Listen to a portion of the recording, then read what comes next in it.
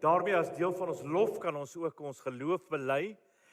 Ek glo in God die Vader, die Almagtige, die Skepper van die hemel en die aarde, en in Jesus Christus, sy eniggebore Seun, ons Here, wat ontvang is van die Heilige Gees, gebore is uit die Maagd Maria, wat gelei het onder Pontius Pilatus, gekruisig, gesterf het en begrawe is, en ter helle neergedaal het, wat op die derde dag weer opgestaan het uit die dode, wat opgevaar het na die hemel en sit aan die regterhand van God, die Almagtige Vader, van waar hy sal kom om te oordeel die wat nog lewe en die wat reeds gesterf het.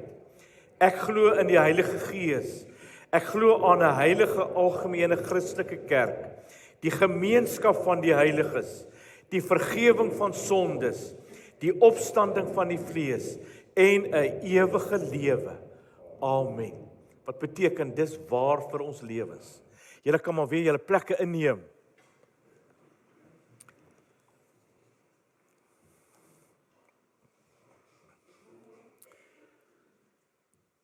Ek sien 'n hele paar van julle wat so sit, wat so 'n bietjie koelerigheid ervaar vanoggend.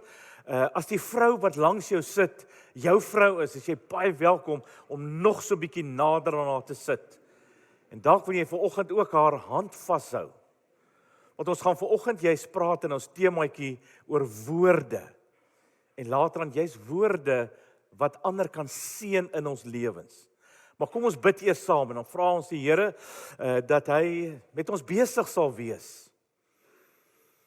Here, want juis wanneer ons oë toemaak, dan doen ons dit met die oortuiging, daai geloofsoortuiging, dat U leef en U is by ons, U is saam met ons. En U is die een wat eintlik ons hande nou op hierdie oomblik vashou. Daai groot woorde wat ons lees jy's in Jesaja 46, vers 3 en 4, waar U sê, 3 keer agter mekaar, ek hou julle vas, ek hou julle vas, ek hou julle vas. Dankie Here, dat ons ook verstaan, dat geloof impliseer, dat ons U kan vashou, omdat U ons eerste kom vashou het. Deur U Seun Jesus Christus, het U gekom na ons toe, en ons U kinders gemaak. En dankie dat U Gees ook in ons woon, en met ons elkeen nou besig is. Ons elkeen is op verskillende reise saam met U, 'n reis saam met mekaar ook. Maar kom Here en wees besig met elkeen van ons. Geef vir ons die woord wat ons elkeen nodig het. Ons het regtig 'n behoefte om U te hoor en U te verstaan, begrip te hê, insig te hê in dit waarmee U besig is in ons lewens en deur ons lewens. En in hierdie wêreld waar ons woon en werk. Ons luister graag na U stem. Amen. Ons tema vir oggend, net op die bord, is hy daar sê dankie. Jou woorde tel jou woorde. Net 'n samevattingkie van die boodskap, sodat jy verder in die week, daar by Woensdag, Donderdag, nog 'n bepaalde bewustheid kan hê van dit wat die Here vir jou gesê het. En ons teksgedeelte is 'n baie bekende gedeelte oor die tong, oor ons woorde, dit wat ons praat, en dit is Jakobus 3, vanaf vers 1 tot en met vers 12. Jakobus 3, vanaf vers 1 tot en met vers 12. En as jy jou Bybel daar oopgemaak het, hou hom sommer daar oop. So hier en daar gaan ek die verse uitlig, wat vir ons nogal belangrik is, in die boodskap oor jou woorde tel. Daarom is dit so belangrik. Tel jou woorde. Opskrif hier daar, beheersing van die tong. En as ons hierdie bekende gedeelte lees van Jakobus, dan wil ek vir jou vra, wees sensitief vir die Gees van God. Dit wat vir jou uitstaan, dit wat na jou toe kom. Wat is dit wat die Here graag wil hê jy moet hoor vir oggend? Wat is dit wat jy kan vat vir jou lewe en vir die week wat vir jou voorlê? Jakobus wat hy skryf, hy sê, my broers, julle moenie almal leermeesters wil wees nie, Want julle moet weet dat ons wat leermeesters is, strenger as ander beoordeel sal word. Ons struikel almal in baie opsigte. As iemand nooit struikel in wat hy sê nie, is hy volmaak by magte om ook sy hele liggaam in toom te hou. Vir perde sit ons 'n stang in die bek en dan gehoorsaam hulle ons en het ons hulle hele liggaam onder beheer. Dink ook maar aan skepe, al is hulle baie groot en al is die winde wat hulle aandryf baie sterk, word hulle tog met 'n baie klein roertjie gestuur, net waarheen die stuurman wil. So is die tong ook maar 'n klein liggaamsdeeltjie en tog het dit groot mag. 'n Klein vuurtjie kan 'n groot bos aan die brand steek. Die tong is ook 'n vuur, 'n wêreld vol ongeregtigheid, die deel van die liggaam wat die hele mens besmet. Dit steek die hele lewe van die geboorte af tot die dood toe aan die brand en self word dit uit die hel aan die brand gesteek. Alles wat loop, vlieg, kruip of swem, elke soort dier word en is al deur die mens getem. Maar geen mens kan die tong tem nie. Belangrike ding wat Jakobus hier sê, vir ons insig, juis oor ons woorde. Geen mens kan die tong tem nie. Dit is 'n rustelose kwaad, vol dodelike gif. Met die tong loof ons die Here en Vader, en met die tong vloek ons die mense wat as die beeld van God gemaak is. Uit dieselfde mond kom lof en vloek. My broers, so moet dit nie wees nie. 'n Fontein laat tog nie uit dieselfde oog vars en brak water opborrel nie. 'n Vyeboom, my broers, kan tog nie olywe dra nie, of 'n druiwestok vye nie. 'n Brakfontein kan mos nie vars water gee nie. Tot sover ons skriflesing. En as jy die Bybel daar oophou, is vers 2 nogal 'n baie belangrike kernversie. Ons struikel almal in baie opsigte. As iemand nooit struikel in wat hy sê nie, is hy volmaak, by magte om ook sy hele liggaam in toom te hou. Juis in die lig van hierdie vers 2 van Jakobus 3, wil ek begin met 'n eenvoudige vraagie. En die vraagie is, wie het onlangs in jou lewe iets gesê waaroor jy spyt is? Ons ken mos die spreekwoord ook, spyt kom ons altyd te laat. Maar wie van julle wat hier sit vanoggend en wat dalk ook ingeskakel is via die livestreaming, wie kom agter, maar eers het jy iets gesê en daarna het jy net besef, maar dit moes ek nooit gesê het nie. Hande op.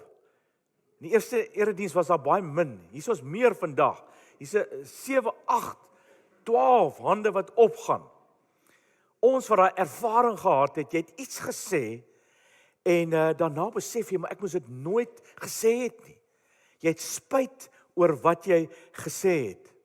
Nou daar word 'n storie vertel van 'n leerling wat presies hierdie ervaring gehad het. Hy het woorde gesê wat hy nie moes gesê het nie, wat nie goed was nie, en toe het hy spyt gehad. En toe gaan hy na sy leermeester toe. En hy sê vir sy leermeester, leermeester, ek het woorde gepraat wat ek nie moes gepraat het nie. En ek is spyt daaroor. Help my asseblief. En toe sê die leermeester vir die leerling, dis wat jy moet gaan doen. Gaan terug. En dan gaan kry jy jou kussing, jou vere kussing, waarop jy elke nag rustig slaap. Vat dan jou vere kussing en sny hom oop.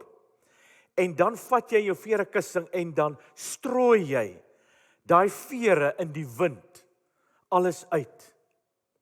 En so het hierdie leerling dit ook gedoen, en toe gaan hy terug na die leermeester. En hy vra vir die leermeester, leermeester, wat nou? Ek het presies dit gedoen wat jy gesê het. En toe sê die leermeester vir hom, gaan nou en dan tel jy elke veer op.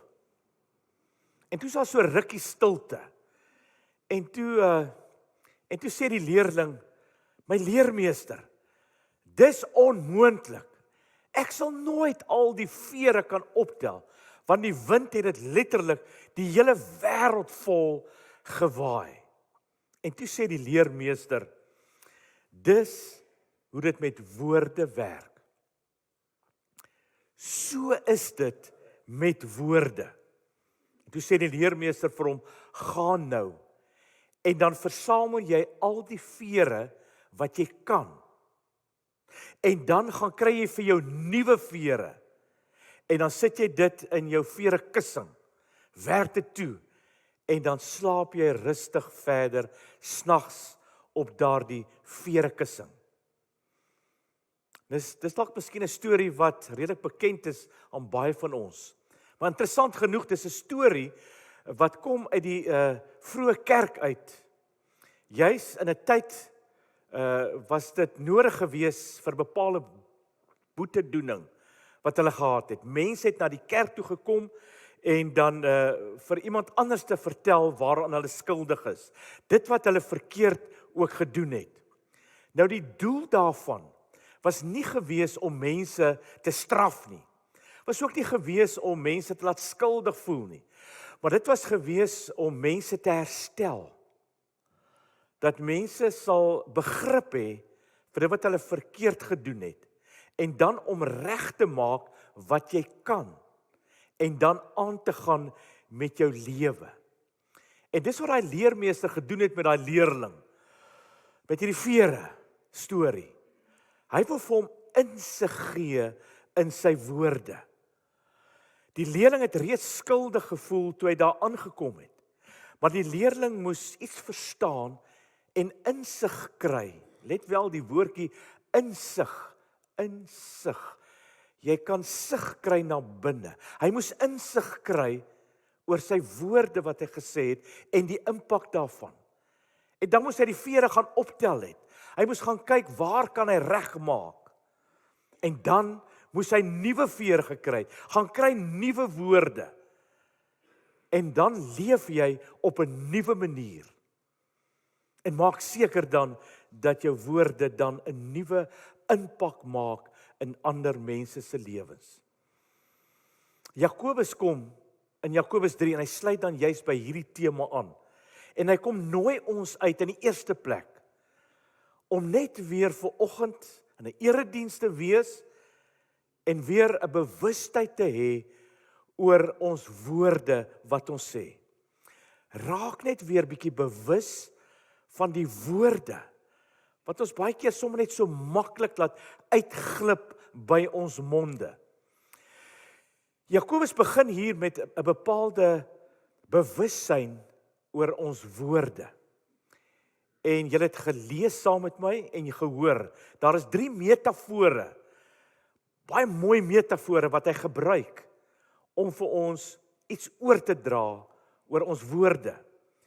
In die eerste plek sê hy, daar is 'n perderuiter op 'n perd en die perd het 'n stang in die bek. En deur hierdie stang kan die perderuiter hierdie perd stuur in die rigting wat hy graag wil hê hy moet gaan. En in die tweede plek is daar ook 'n stuurman, die metafoor van die stuurman wat 'n boot bestuur. En daar's 'n klein roer wat hierdie boot het en deur hierdie roer word hierdie groot boot ook gestuur in 'n rigting waar die stuurman wil hê die boot moet heen gaan. En dan is daar iemand met 'n vuurhoutjie wat 'n vuurhoutjie trek en dan 'n groot vuur maak. Net teen 'n klein vlammetjie, deur 'n vuurhoutjie. Dis die 3 metafore wat Jakobus vir ons gee. Wat sê Jakobus deur hierdie 3 metafore? Baie eenvoudig. Hy sê die stang, die roer, die vuurhoutjie. Dis jou tong. Maar iets wat hy belangrik uitlig, waarop ons moet let, is daar is iemand agter die tong. Daar's iemand elke keer agter die perd, die stuurman wat daar is. en agter die vierhoutjie. Wie is dit? Wie is die perderyter? Wie is hierdie stuurman? Wie is die iemand wat hy vierhoutjie getrek het? Jakobus sê, agter ons woorde is die ware ek. Dis die ware ek agter dit wat ons sê. Dis ons harte. Dit is die plek waarvandaan ons woorde kom, is ons harte, ons binnewêrelde. Het jy al ooit gewonder waarvandaan kom ons woorde? Die woorde wat ons so maklik sommer net sê. Jakobus sê vir ons, dit kom van 'n sekere plek af. En daardie plek is jou hart. En Jakobus kom gee vir ons daai insig, daai sig na binne. Hy sê, raak net 'n bietjie bewus daarvan, dat jou woorde kom van 'n plek af, en dit is jou hart. En ek dink dis die groot ding wat ons moet saamvat, as ons net nou hier uitbeweeg uit hierdie erediens uit, is woorde wys eintlik wie jy is. Sit net vir my op my bord weer terug. Asseblief, dankie. Woorde wys eintlik wie jy is. Dis die groot ding. Agter ons woorde, wys woorde wie elkeen van ons is. En Jesus het dit ook gesê. Hy het gesê, waar die hart van vol is, loop die mond van oor. En dit word my so mooi gesê, ook in die 33 vertaling, die van julle wat nog die 33 vertaling gereeld nog lees. Want uit die oorvloed van die hart praat die mond. Uit die oorvloed wat oorloop, loop dit oor deur woorde wat uit ons mond uitkom. Uit die oorvloed van ons hart praat die mond. Ek is seker daarvan jy sal met my saamstem, dit klink so vanselfsprekend. Daar's nou nie regtig iets nuuts wat ek en jy leer vanoggend in 'n boodskap nie. Maar ek dink die groot ding is, wat ons ook moet besef, is dat ons as mense baie keer afgesny is van ons binnewêrelde. Soveel mense, dit wat net nie in kontak is met dit wat in jou binnewêreld, in jou hart aan die gang is nie.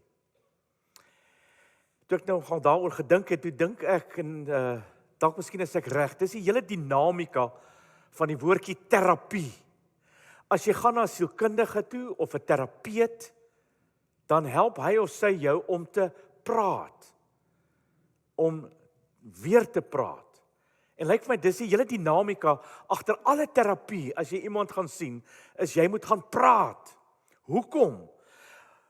Want wanneer jy praat, kom jy agter wat in jou binneste aan die gang is. En wanneer jy praat, deur jou woorde, kom jou terapeut ook agter wat in jou binnewêreld aan die gang is.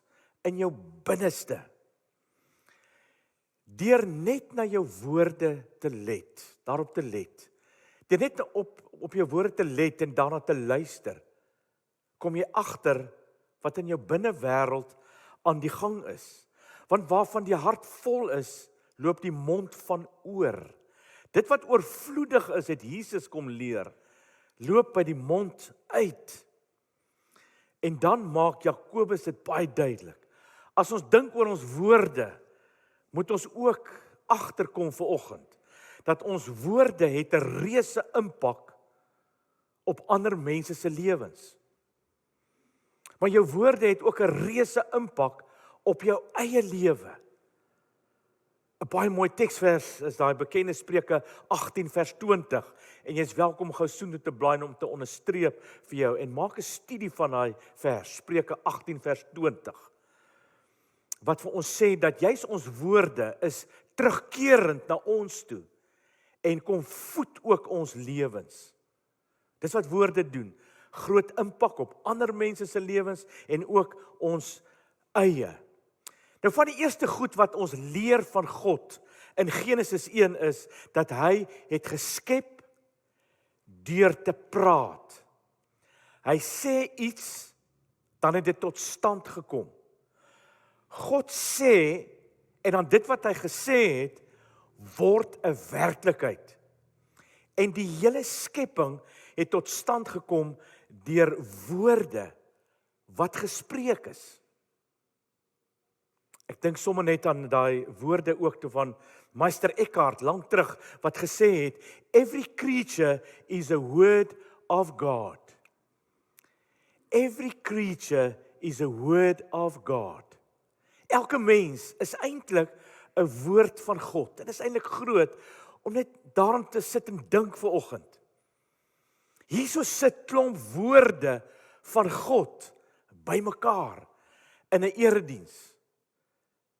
Daarom kan ons ook vanoggend sê, ek en jy as mense is woordwesens.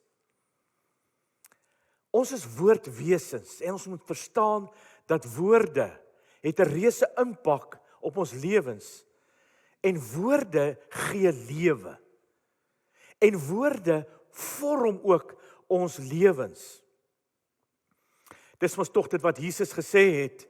'n Mens leef nie net van brood nie, maar van elke woord wat uit die mond van God kom. Wat sê Jesus? Juist net in hierdie Matteus 4 vers 4. Jesus sê, so nodig as wat jy kos het vir jou liggaam, so nodig het ons woorde. Woorde wat na ons toe kom, wat ons kan voed, wat ons kan versterk, wat ons siele kan voed. Ons het woorde nodig wat vir ons lewe gee en ons siele voed. En juist deur woorde word ook jou binnewêreld geskep. Word daar rigting gegee aan jou lewe, waarheen jy op pad is, sodat jy vanoggend ook hier in 'n erediens kan sit en kan sê, maar deur woorde is ek gevorm, en woorde het my ook tot hier gebring vanoggend. Ons het almal goeie woorde nodig in ons lewens, en ons het ook 'n diep begeerte daaraan, om woorde te hoor wat goed is vir ons, en wat lewe gee vir ons.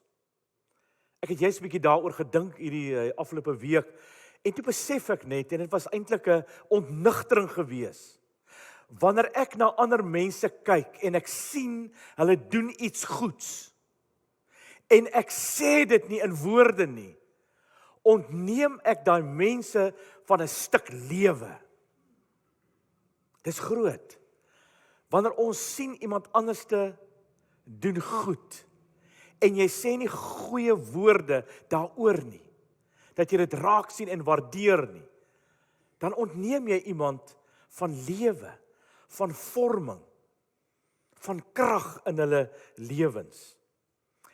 Ek wil hê net vir 'n paar oomblikke, dink gou 'n bietjie terug. Hoe het woorde jou lewe al gevorm? Dink gou 'n bietjie terug in jou lewe, dalk miskien so ver as wat jy kan terug onthou. Wie was die mense wat vir jou goeie woorde gegee het? Goeie woorde gespreek het? Wie was hulle gewees? Wie was daai mense? Wat was daai woorde gewees wat aan jou kom vasklou het en op 'n positiewe manier jou lewe ook gevorm het? Toe ek juis in hierdie week daaroor teruggedink het, toe dink ek sommer dadelik aan my ma. My ma was die een wat op hoërskool elke Saterdag met 'n rugbywedstryd het sy daar langs die veld gesit en na my rugby gekyk. Maar sy het voor die tyd elke keer daai reël gekry, sy mag nie skree vir my of op my nie. Sy mag net daar sit. Maar na die tyd, na elke wedstryd, het sy vir my sulke goeie woorde gegee. Ek het letterlik elke wedstryd, as ek klaar is daarmee, het ek gevoel na my ma se woorde, het ek gevoel ek is the man of the match. Elke keer, elke wedstryd. Maar sy kon vir my mooi sê, daai gaps wat ek gevat het, of miskien daai skoppies wat ek deurgegee het deur die lyn, dan sê sy dit was so mooi vir haar. Sy het dit gesien. Ek het regtig op 'n stadium gedink, ek gaan die bokke maak, soos ek gespeel het. Ons is ook baie dankbaar vanoggend vir die oorwinning wat die bokke behaal het. So van hulle gepraat. Ek dink van julle sit ook vanoggend hier en dink aan die een wat langs jou sit. jou lewensmaat, hoe hy of sy se woorde jou so gevorm het in jou lewe. So rukkie terug, klim ek uit die stort uit, en ek is besig om af te droog. En in die hoek van my oog sien ek my vrou kom staan agter my. En sy sê vir my, my liefie, jy het die 2 mooiste kuite in die hele wêreld. En dis woorde wat my op die wolke geplaas het. Dis woorde wat my werklik gevorm het. Maar wat is die woorde waarin jy kan dink wat jou lewe so gevorm het? Was dit 'n pa, 'n ma, 'n voog miskien? Was dit 'n dominee gewees? Dalk miskien iemand in die katekese, dalk 'n onderwyser, dalk was dit 'n groot vriendin van jou. Wat was daai woorde gewees? En as ons dink aan daai woorde, dis presies die woorde waarna ons so smag, waarna ons hunker. Dis woorde wat kos vir ons siele kan wees. En ons weet almal tog, jy het ook woorde gehoor wat negatief was, wat jou seer gemaak het, wat ook aan jou kom vasklou het, wat wonde veroorsaak het. En dalk is daar van ons wat vanoggend hier sit met sulke oop wonde, en dit het nog nooit gesond geraak in jou lewe nie. Dat nog nooit genesing, heelheid gekom nie. Daar's ook sulke woorde wat 'n mens diep seer maak. En ek dink almal van ons kan getuig van sulke woorde, wat jou dalk afgebreek het, wat jou verkleineer het. Daarom ons tweede uitnodiging vanoggend vanuit Jakobus uit. Hy nooi ons uit, kies om met jou woorde eerder te seën. Ek dink dit is sy groot uitnodiging. Kom ons kies vir woorde wat ander mense tot seën kan bring. Wat ander mense kan seën. Wat beteken dit om te seën? Genesis 1 en 2 help ons nogal daarmee. Ons lees daar, God het geskape. En dan lees ons, God het gesien wat hy geskape het, en dan sê hy sien eers dis goed, en dan sê hy ook, maar dit wat hy geskape het, is goed. En dan gee hy ook iets. Hy gee homself vir die mens. Hy gee vir die mens 'n tuin om te bewoon en te bewerk. En dis hoe hy geseën het. Hoe seën ons met woorde? Ek dink letterlik beteken dit, om iemand anders te seën met jou woorde, beteken jy sien die beeld van God in iemand anders te raak. En dan sien jy iets goeds, en dan sien jy iets moois, of iets wat waar is. Dis daai 3 antieke deugde. Iets wat goed is, iets wat mooi is, iets wat waar is. En jy sien dit, en dan sê jy dit ook. Dan seën jy iemand anderste met woorde. Jy spreek eenvoudig op jou manier waardering uit teenoor iemand anderste. En as ek en jy dit doen, dan gee ons 'n groot geskenk aan iemand anderste. Dis 'n geskenk van lewe. Dis 'n geskenk van vorming. Dis 'n geskenk van rigting gee vir iemand anderste se lewe. En daarom die laaste uitnodiging. Daarom let op jou woorde. Tel jou woorde. Want ons sien juis, Jakobus kom hier met 'n baie groot waarskuwing. En hy sê ook, ons woorde kan nie net 'n seën wees nie, en daarvoor moet ons kies, maar dit kan ook 'n vervloeking bring vir iemand anders se lewe. Jy kan iemand vloek en dan ook vervloek. Hoe vervloek ons ander mense met ons woorde? Ek dink dit begin by 'n ander manier van kyk na ander mense. Ek dink jy kyk anders na mense. Jy vervloek mense om dan juist dan die slegte raak te sien en dit te sê, dit by die naam te noem.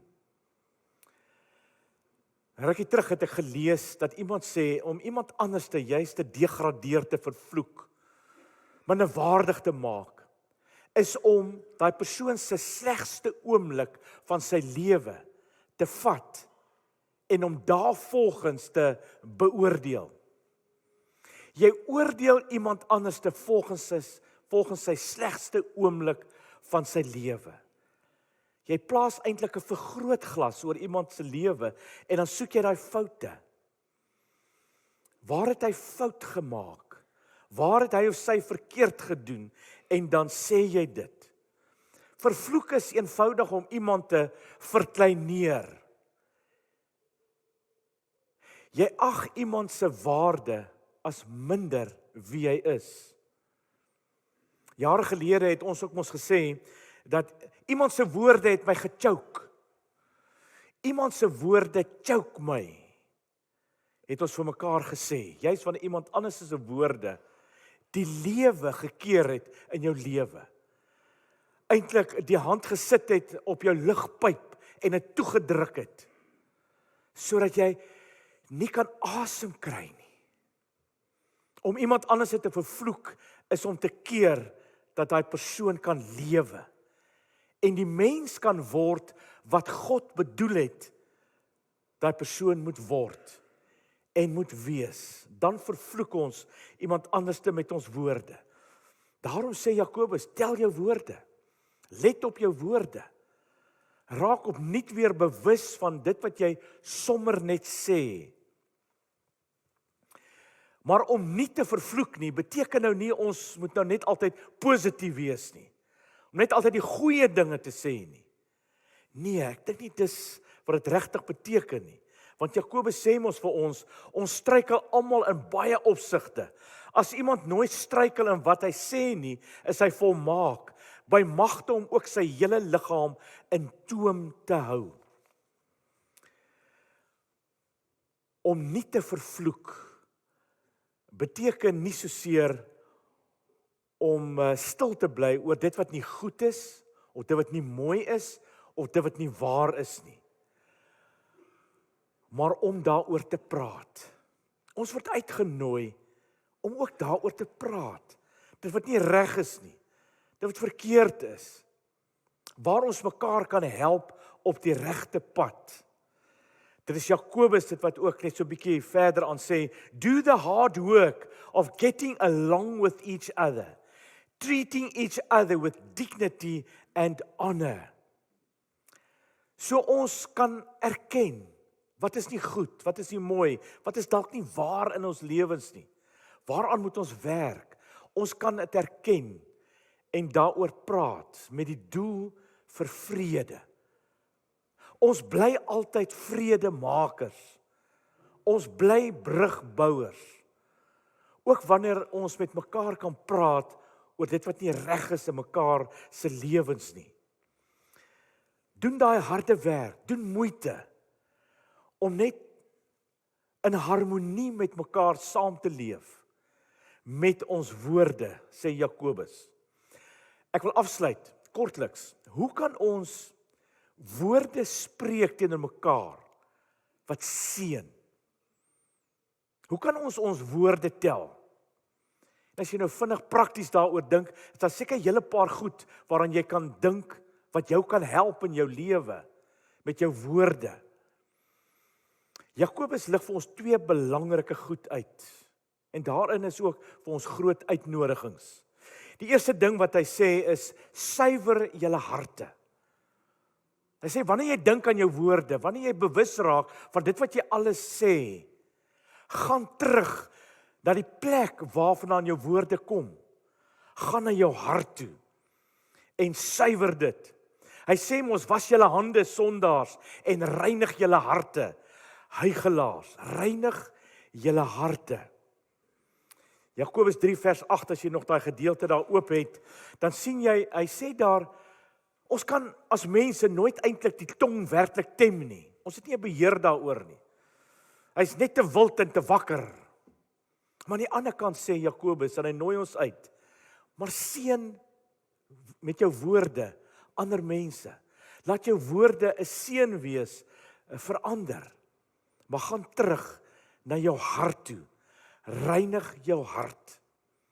Ons kry juis vir Dawid, daar in die bekende Psalm 51, vers 12.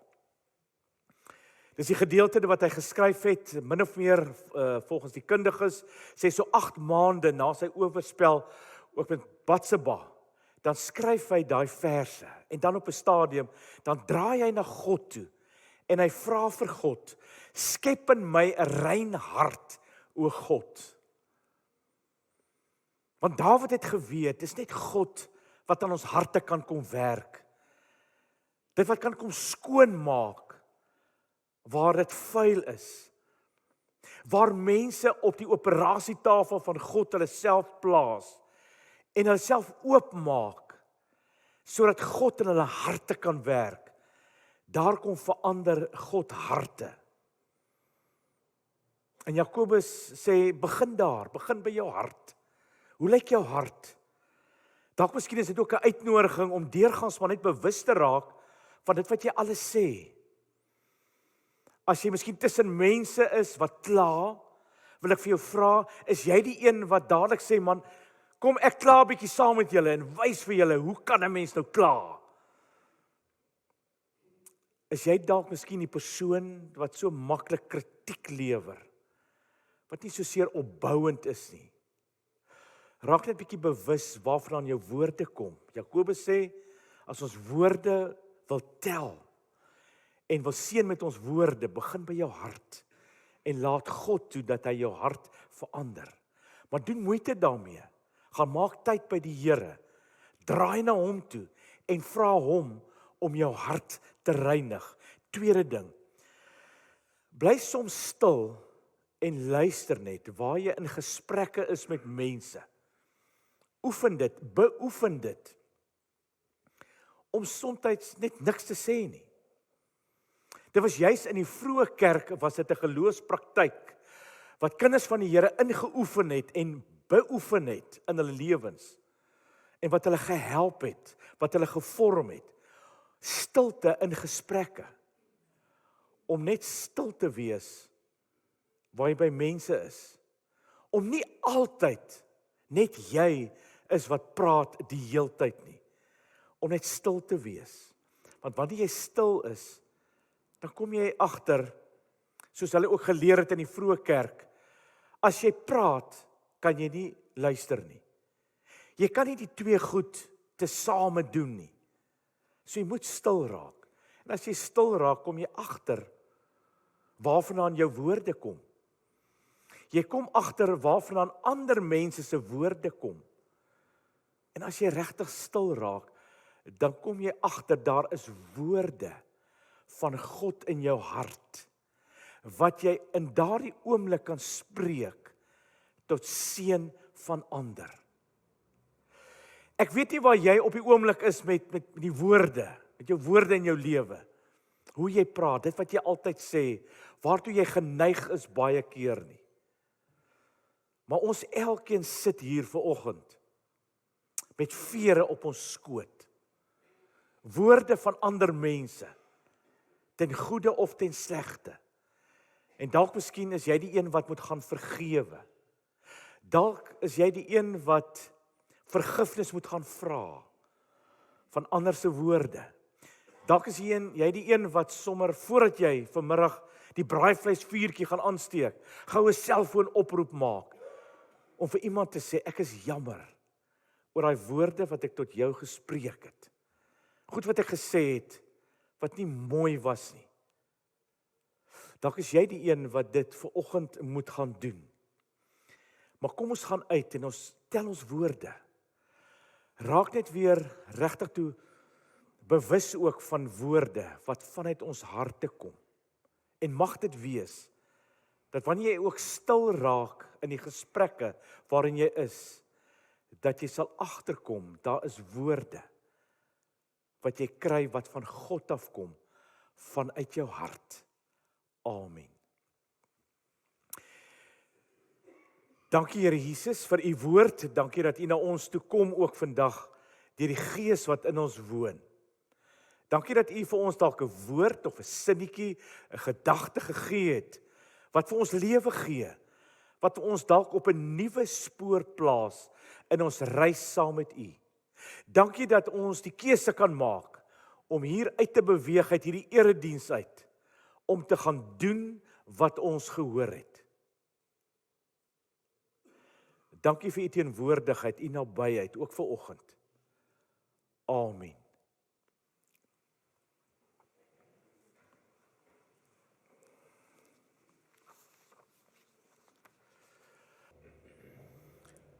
Baie dankie, ons gaan dan ook hierdie erediens vanoggend eindig met 'n lekker lied wat ons saam gaan sing. Dis eintlik ook 'n loflied. Jesus, ons loof U. Vers 1 en ook vers 2. Kom ons staan op en dan eer ons ook die Here met hierdie woorde.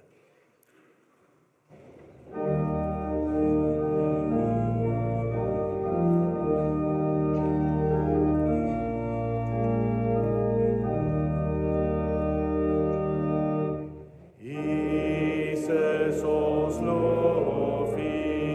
Jesus, ons prys U. Laat ons met hulle 'n loflied sing. Nie meer verlore, U is gebore, ontvang die dank wat ons U bring. Jesus, ons loof U. Jesus, ons prys U. Neem U ons harte en maak dit rein, dat ons gelowig U dien met liefde, ontvang die lof van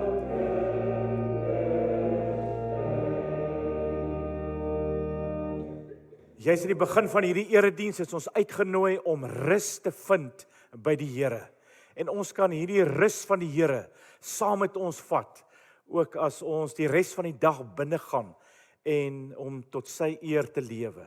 Daarom is daar vir jou genade van die Here en daar is vir jou vrede en oorvloedige liefde. Amen.